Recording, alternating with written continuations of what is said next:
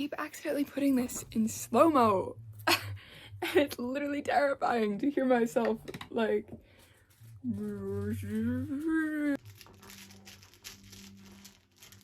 and also repping the hairstyle shirt. Don't roll the fur on it. That's again a Percy thing. Anyway, I've been rambling on and I haven't even begun to address the topic of today's video, which is doing a wrap-up of all of the books that I read in the first quarter of the year. So that's like, it's not like, so that is January, February, and March. Obviously, well, I mean, not obviously, I'm posting this after, like in April. But right now, today is March 26th, but for the next 4 days I'm gonna be kind of busy. So I'm going to just kind of slip in a couple of books that I'm currently reading. Maybe I'll finish one of them. I don't think I'll finish the other. So basically just like, so you guys know, this is filmed in advance, so if I have like a quick little editor's note at the very end, adding in some information for you guys, that's why. Let's get into it. Let's talk some books. I feel like I'm going to be rambling a lot. I've read some really great books. I think there's only one that I haven't really liked. So yeah, let's get into it. So I have this all written down because I have a terrible memory. That's just who I am. So I'm gonna go through my stats first. No, we'll do the stats at the end of every month. Okay, so first and foremost, in the very first book that I read in 2026 was When in Rome by Sarah Adams, and this was a reread. I read it for the first time, I think back in like 2023 maybe, and when I read it, I just bought like a Kindle version, but it was like the Barnes & Noble Nook thing. I don't know why I did that, to be so for real. I think I was trying to be a Kindle girly back then, and I just kind of realized that ain't me. I'm not that kind of person. Also, staring at screens for like extended periods of time, even if it is like, you know, I assume Kindles don't have like a lot of blue light. I just can't do it. I got glasses for a reason, guys, and I have chronic headaches. So anyway, that was a really long-winded way of explaining that I literally just bought this book in January, even though I read it years ago, and I owned every other book in the series that had come out. So that was kind of embarrassing, but I finally bought it, and then as soon as I bought it, I was like, it's been so long since I read it. Obviously, I have to reread it now that I, you know, have the physical copy, because I needed to annotate it, because I annotated all the other ones. Maybe I should tell you a bit about what it's about. That could be helpful for everybody. So basically, this book is like one of Us's famous trope, small town, and every single one of the books in this series is in like follows the kind of Audrey Hepburn movie plot. So this one is When in Rome. So basically, Amelia is like Taylor Swift level pop star famous, and she like is about to go on tour, and she gets like kind of anxious, and she just kind of snaps. So she leaves and she goes to Rome, Kentucky, to kind of like follow Audrey Hepburn, to take a break. She obviously couldn't go to Rome, Italy, so she goes to Rome, Kentucky. And she meets this really grumpy pie baker, and this book is literally so sweet. I love it so much. I love Sarah Adams' writing. I love all of her books. This series was so phenomenal. It's like really fluffy. Obviously, some of them deal with like, each of them has like a deeper kind of topic, discussion, mental health kind of issue or something like that. A lot of them follow that kind of thing, but overarchingly they are like just kind of fluffy romances, and they're really great palette cleansers. I totally recommend them. And then in that series, the next book that I read was the very final book. In Your Dreams kind of ended the series. We've been hinting at this couple throughout the entire series. It's Madison Walker. So each of the books follows one of the Walker siblings. This one follows Noah Walker, and he's the oldest brother, and then the next one is Annie, then Emily, and then this one follows Madison. And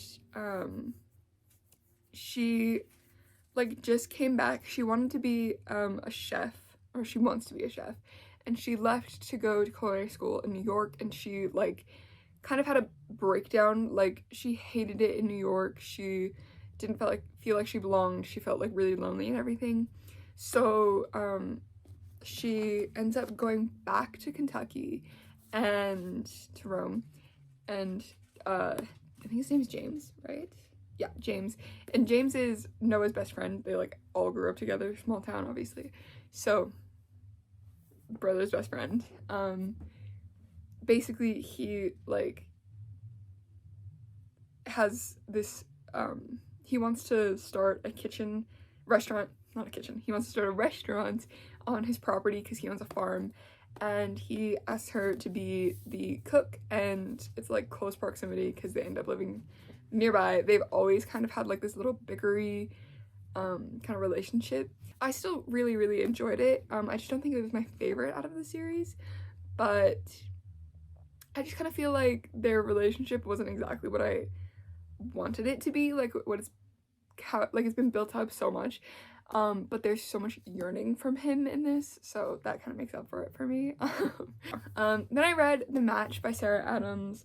I was at the bookstore with my best friend and trying to figure out what to read and like what to buy next, and I just finished both of those, and I was like, you know what, I'm gonna buy some more Sarah Adams because I've only ever read When in Rome by her, and I wanted to— no, that's not true, I read Cheat Sheet too. I read 6 books of hers now from her backlog, and I know that there's still more, but yeah, I read this one, and this one is about Evie Jones and Jacob Broden. I think that's how you say his name, Broden. But basically she has epilepsy. Sorry, I forgot it for a sec. She has epilepsy, and so she has this service dog, Charlie. And I did in fact buy it because a dog was like one of the main characters, I will admit. My best friend, she was the one that was kind of helping me pick out which book to read and like which Sarah Adams book to read, and she was like, well, obviously you gotta get the dog one, and she has this like joke that when I'm older I'm gonna end up with like 6+ dogs, and I'm just gonna like have a little dog sanctuary thing, and I fear that that's kind of true. This book follows Evie and Jacob, and Jacob's daughter also has epilepsy, and she really wants a service dog. She wants to kind of she wants the freedom that comes along with like having a service dog and the comfort that can come with that. So, but her dad is still kind of like, he doesn't really know if he can trust the service dog or like anything like that. So there's a bit of like turmoil at first between the Jacob and Evie, because he kind of like insults her about that, and they do end up, you know, working together to get his daughter the dog. And I feel like I enjoyed it as I was reading it, but like there's a lot that I kind of don't remember about it. Like I remember the bare bones of this plot, but like trying to think back about specific things, I feel like there was one thing that I didn't like about it, but I don't remember what it was. But I think I did like Jacob. I don't know. See, this is why I really should like start doing more reading vlogs, because I don't remember anything that I think about these books, and then I try to do wrap-ups and I'm just like, getting into February now, and the very first book that I read was Funny Story by Emily Henry. I absolutely adore Miles so much, you guys. Like, I would die for this man. I would go to the ends of the earth for Miles. There's just so much of like the plot and the things that they do in this book that like really speak to me, and there's so many quotes in this book that hit so hard for me personally. Reading those books just kind of makes me feel so comforted, and like I'm reading about my best friends, written by my best friend. Like this girl right here, Emily Henry, that is my best friend, guys, 100%, without a doubt. So basically this book is about Miles and Daphne, and they were dating Peter and Petra, and Peter and Petra have been best friends since childhood. Daphne and Peter got engaged, and then during his like bachelor party, Peter and Petra finally realized that, oh my gosh, wait, actually we do like each other, we're not just friends. So then they leave Miles and Daphne, and these two end up having to move in together because, you know, Peter takes their house and Petra moves in with him, and she needs some place to live, and he needs a roommate and that kind of thing. So they end up living together, and like they kind of grieve together and then move on, and I don't know. I just really love this book, and I totally recommend it with my whole heart. Like, all Emily Henry books, you guys. Then I read The Secret History, and actually I've been reading, no, I started reading this book back in like January, and I didn't finish it until like almost the end of February because, oh wait, I forgot a book. My bad. I'll talk about that as soon as I'm finished talking about Secret History. So Secret History, I took like a month and a half to read it, and obviously I was reading like a bunch of other books as I was reading this. I mean, not like a bunch, I read like maybe 2 other books in the span, and they were just like romances, but I really wanted to take my time with it. This is a mystery, and it's a book that I've been really wanting to read for a while, but I wanted to wait until I was in like college, and I wanted to wait for like when I had some actual time to sit down and dedicate to it. It follows this group of pretentious Greek majors at this like little liberal arts college, and Richard comes in, and he kind of like immediately becomes obsessed with them and wants to join, and after like a bit of trials, he finally manages to, but he kind of stays on the outside the whole time, and then some things go down, and I can't spoil anything, and I think it's really like best to go into this just kind of eyes completely blind, like bare bones kinds of ideas about it, just because it's like,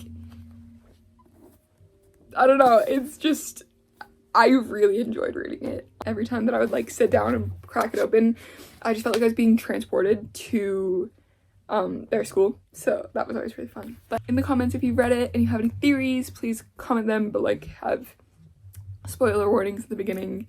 I would like so much to talk about this. So then I read Rime of the Ancient Mariner, which is basically just like, I don't know if it's an epic poem or something like that, but I read it for one of my classes. It's a part of my Norton anthology.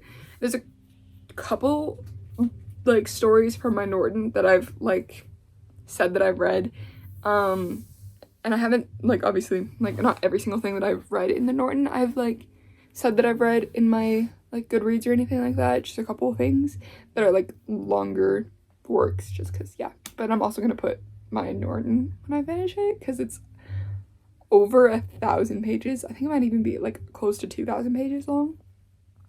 So I'm definitely going to be putting that into my Goodreads books of the year, because that has taken up so much of my time reading trying to get through that thing for one of my classes. But we read Rime of the Ancient Mariner by Samuel Coleridge, and I mean, like, it's really interesting. It's, if you guys listen to the like audio file, I'll try to link it if I remember. It's so cool, and they have so many like background noises. I really enjoyed it, guys. Like, I would love to watch that as kind of like a movie or something. It gives kind of like Odyssey vibes, sort of loosely. Basically, I don't know, like, what, because it's like a poem, so it's like the spoils are kind of like different than books. I'll leave it really open-ended with you guys. I'll just tell you that I read it, that I really enjoyed it, and that you guys check out the audio file for it. And it's like a really short, you can get through it really quick. So yeah, check that out. That was like the very first thing that I read in February. Then Love in Other Words by Christina Lauren. And you guys, this book has been on my shelf for like a hot minute, and I've wanted to read it for years, and I like just bought it last year or the year before, and I've seen a lot of people compare it to, or they've compared Every Summer After to Love in Other Words, and I have a hot take that, well, I mean, it's not a hot take, I think everybody kind of agrees. I absolutely hated the end of Every Summer After, but I loved everything else. So seeing those comparisons, I was terrified about how this book would end and if it would have the same trope. But then I read Josh and Hazel's Guide to Not Dating, and I really didn't connect to the characters, and I was just kind of like really about the entire plot. I like, the writing was okay, you know, I was just kind of like not feeling it. But so many people love this book, but like I really didn't like that Josh and Hazel's Guide. So I was like, okay, I'll just give it some time. I'll try to get Josh and Hazel's Guide off my mind before I go into this one, so I don't have any preconceived notions. And also, I didn't want to think about any other people's, the fact that other people like absolutely adore it. Yeah. But then I read it finally, and I'm so mad at myself that I didn't read it earlier because it's so good, you guys. The trope isn't the same. Well, it's kind of the same. But like I could kind of reason it a bit more in this one, and it didn't feel so icky. So this follows Macy and Elliot, and they were like childhood best friends. Her mother passes away, and then her dad buys this like little lake house, and he happens to be the neighbor, and that's just for like weekend getaways for them, but he like actually lives there. So they don't like spend every single day together, you know, it's just like weekends and summers and things. But they become best friends. They're both really into reading.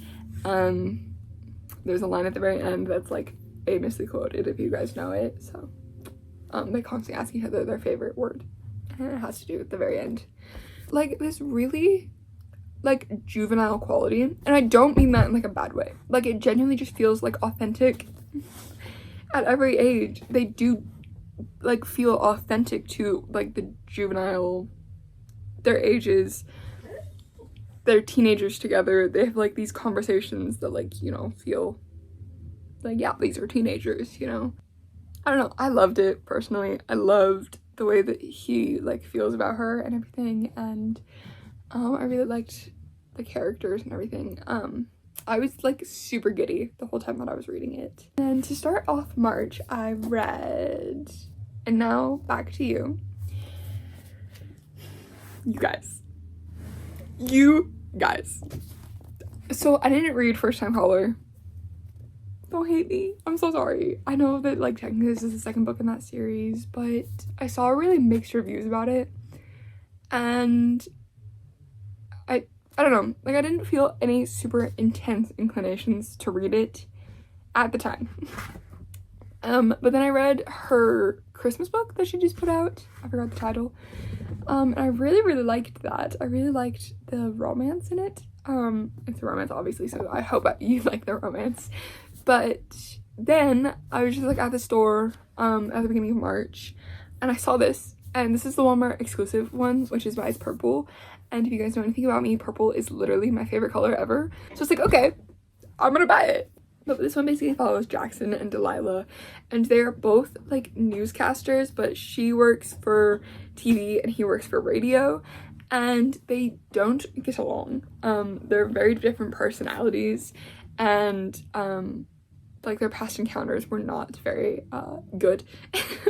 So they have like a little bit of turmoil, but then their two like respective stations want them to cover a winter storm together, so they have to like go up the mountain to cover this, and they end up falling in love. Obviously they, you know, work through it.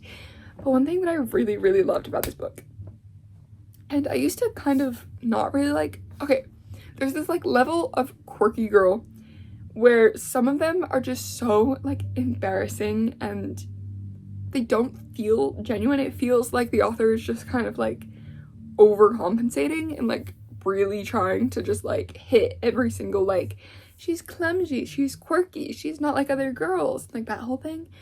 And then there's like people communication, Poppy, like that kind of vibe, where like I actually do really like her and I really care for her, and like all of her little quirks and things are just like make her really endearing. I was a little worried, but then I like actually read it and I absolutely adore her so much. Like she is literally so freaking sweet and endearing and lovely. And one thing that I really love is that even though kind of like at the start Jackson finds a lot of these things kind of like annoying, he never like asks her to change and like falls in love with all of these like little quirks and things that like other people that he used to find annoying, that other people find annoying, and like just genuinely cares for her. I don't know, I just really loved this book, you guys. It was phenomenal. Like, I cannot recommend it enough. It was like one of the best romances that I've read in a while. I read Tuesdays with Maury, and I did do a little reading vlog. I didn't like talk a lot about my emotions as I was reading it. I just kind of read like quotes in that reading vlog, so it wasn't like actually a reading vlog. Sorry guys, I gotta work on that. I'm not very good at that kind of thing. Anyway, look at all my annotations. This book, y'all, I don't know how to describe it because I'm like, arguably nothing inside of it is absolutely revolutionary, like never seen before kind of philosophies or anything. It's kind of just consistently like talking about being compassionate and being kind and how to truly live your life and not let the materialistic kind of consumerist society that is 100% like, you know, our society right now, to not fulfill that and not follow that and not succumb to that, and to find, you know, satisfaction not through like buying clothes and getting money, but through your relationships and through love and friendship and everything like that. And I really enjoyed it. I was absolutely sobbing at the end, as you guys saw. I've still been thinking about it like every single day. But like, I just absolutely adored Maury, you guys. And like some of like the things that they write in it is just so potent and poignant and really great.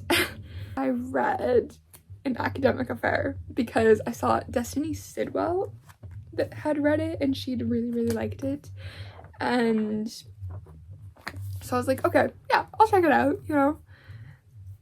They're both in the academic field. They met when they were undergraduates, and I'm still holding out hope that I'll find my love in college, undergraduate. Cross our fingers, guys. So they basically start off as kind of like rivals. If you guys know January and Gus from Beach Read, kind of the same, kind of not.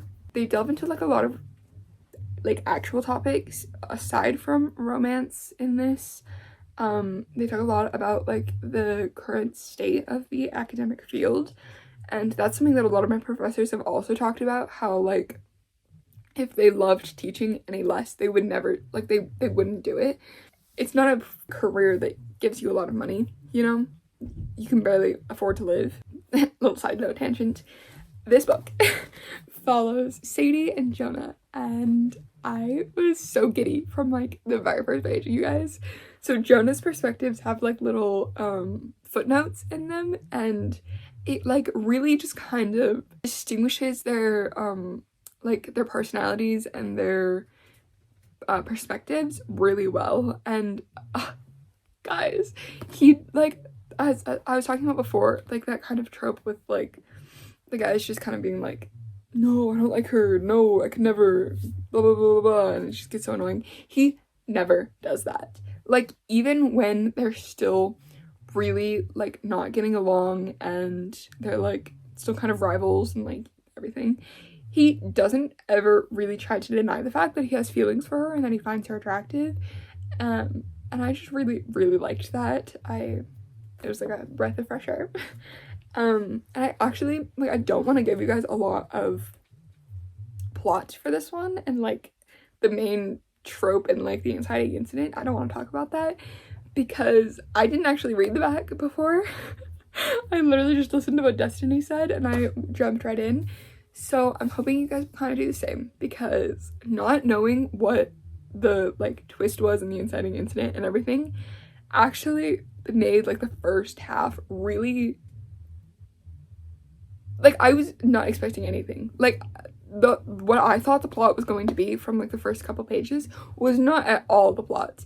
And I was really, I think that made the experience better for me, and I was just really, really enjoying it. So I kind of suggest you guys do the same. You obviously don't have to, but yeah, guys, I absolutely adore this book. This is yet another just like absolute banger, amazing romance in my humble opinion. I read The Strange Case of Dr. Jekyll and Mr. Hyde. This one was also in my Norton anthology, so I don't actually have the copy, but I assume most of you at least know the name Dr. Jekyll and Mr. Hyde. And there's this one line that says, "If he shall be Mr. Hyde, I shall be Mr. C." And that was just so iconic. But that book really, like, obviously it's kind of, you know, it's like a classic for a reason. It delves into some really, really interesting topics, and it's just really, really good. Like, it was kind of boring because that's just kind of the way they wrote in the Gothic era, with like describing things for like pages on end. But like I also did know the twist, but if you guys don't know that, then definitely try to like read it because it's just really interesting. But I was reading it through the lens of knowing what the twist was, and that was also really interesting to see like the kind of like clues and everything that is scattered throughout. So yeah, I enjoyed that a lot, and I felt like I was finally, you know, doing my due diligence as an English major. So I just read The Unhoneymooners by Christina Lauren, and as I hinted at before, I did not like it. I actually really, really disliked it. And if you guys like it, I'm so sorry. Like, I'm not coming at you at all. I just didn't really think the romance was very well developed, and there was this whole like side plot happening that I was like, okay, I guess, sure. And it was so like unsatisfactory to me. I don't know. I just, after reading An Academic Affair and Now Back to You, I just felt like that romance was not it for me. Overarchingly, I was just constantly kind of like, I don't care. Like, and then the main guy does something that I just annoyed me to no ends at the very end, and then she like forgives him, and I'm like, okay, yeah, sure, growth for you, but like, I'm still annoyed. I'm still annoyed, guys. And like, technically it wasn't his fault, I know this, but I just didn't really jive with their romance and everything, and I didn't really jive with them as characters. Again, that's not to say that like if you guys liked them, I'm like judging you at all. I'm not. Like, I'm sure there's some books on my shelves that I've enjoyed or that I've like just talked about that you guys are like, actually I hated that. But you know, that's what reading is, where it's all so subjective. But like, you know, our opinions of the book shouldn't really affect each other unless we're insulting the readers instead of the book. Then that's where I draw the line. Like, if you're insulting the people that enjoy the books, then that's just being unnecessarily harsh. Like, why are you doing that, you know? But if you're insulting, like, or not insulting, but critiquing certain aspects of the books, that's okay. But don't talk about the authors and don't talk about the people that enjoy the book, you know? Really quickly, checking in, editing Rachel. Ignore the way my hair looks right now, that's kind of crazy. Anyway, so let me put this down so that I'm not shaking you guys. Okay, so I finished 2 more books since I filmed that. Or at least I think it was only 2. We'll see. But the first one was also in my Norton anthology. I realized I didn't show it to you guys as I was like talking about the books that I've read in here, or not the books, I mean, kind of, I don't know, whatever. What I read in here that I included in my Goodreads. So basically, we've read all the way up to, where is it? So we've read all of this, and that's approximately 1,000 pages in. And then there's still all of this, which is like the 21st century that we're gonna go through. So that's super cool. Or sorry, 20th and 21st century that we have to go through. But the story that I read was The Importance of Being Earnest, which is a play, and it's like so random but really good. It was really funny, and basically there's these two guys and they both pretend to be Ernest or be named Ernest, and they like get engaged to these girls, and it's like there's a lot of misconceptions and like miscommunication and confusion, and it's really funny throughout. And in the very ending, I am a little like, you can definitely tell that this was written back in like Victorian era, where some relations that we would disapprove of were, you know, fine back then, but that's beside the point. So yeah, I don't really know what else to say about it. It was really funny. There's some really great quotable lines, like a handbag, and sorry, that was probably really loud and like annoying, sorry guys, but I feel like you have to add like the over dramatic to it. And I want to watch one of the plays tonight with my family. They are not at all like into literature and like Victorian era plays or anything like that. Like my stepdad is very, very much like a action movie cop show type of guy. Like this is not his forte in the slightest, but I'm gonna force him to watch it anyway because it sounds like fun to me. I don't know. We watched a snippet of it in my class, and now it was like so funny to like actually see it as opposed to just read it. So now I'm like really intrigued and invested and I want to watch it. I finished The Third Gilmore Girl by Kelly Bishop, and this is I listened to this one on audiobook, which I'm really glad that I did, because you just get like, I don't know, there's like a greater connection for me personally when you listen to like memoirs on audiobook, especially when they're narrated by the author themselves. I just feel like it, like I said, you just feel a lot more connected with them, and like, I don't know, like hearing them tell their story just adds this like greater level of understanding and emotion and everything like that. But I digress. That was just a quick little aside. This follows like her entire life. You get to see her like getting into dancing and her career, and then kind of like straying away from dancing and getting into like plays, and then doing some musicals, doing the chorus line. She talks a lot about that. You see her in like getting into film, you see her getting into Gilmore Girls, and there's some really just like, if you guys are like me and you love Gilmore Girls, there's a couple lines in there and like information that she gives us that just like really warms my heart. But we learn like so much about her, and like you really kind of grow to really feel for her and understand her life, and like she is an amazing woman, guys. Like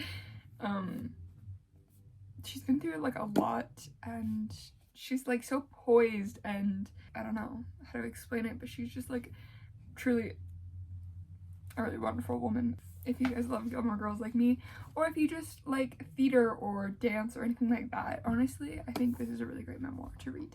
That is my first quarter year wrap up. I'll see you guys at the end of June. That was really embarrassing that I had to do that. But yeah, thanks so much for watching. I am kind of a couple books behind on my reading goal. So I originally had it as like 70 books, and then I dropped it down to 65, and now I think it's down to 60 because I've just been so busy. And like reading the Norton anthology and I'm reading so many books right now for school. You guys are just like reading so many things for school, like articles and things. Like I also just had to purchase this for my creative writing class, and I have to purchase another book for my British Lit after 1800s aside from the Norton. So I'm like not able to read as much as I typically would like to for like personal, but it's fine. I'm actually really enjoying almost all of the books that I've been reading. It's been a pretty good year for reading so far, so I can't complain too much. So yeah, thank you guys so much for watching. I will see you guys in the next one. I love you very, very, very much, and if you guys want to talk about any of these books with me in the comments, feel free to, or I just added community posts to my channel. I haven't said anything about that yet, so maybe I should, because I don't think anybody knows. But if you guys ever want to like recommend a book to me or to other people on the channel, or if you want to like just discuss anything, feel free to comment posts on there. I'll check it as much as I can. So yes, thank you guys so much. I love you. Have an absolutely wonderful day and an absolutely wonderful April. Can't believe we're already into the 4th month of the year. That is absolutely absurd, and it's absolutely spring outside right now. Yeah, I don't know what else to say. So thank you guys so much for watching.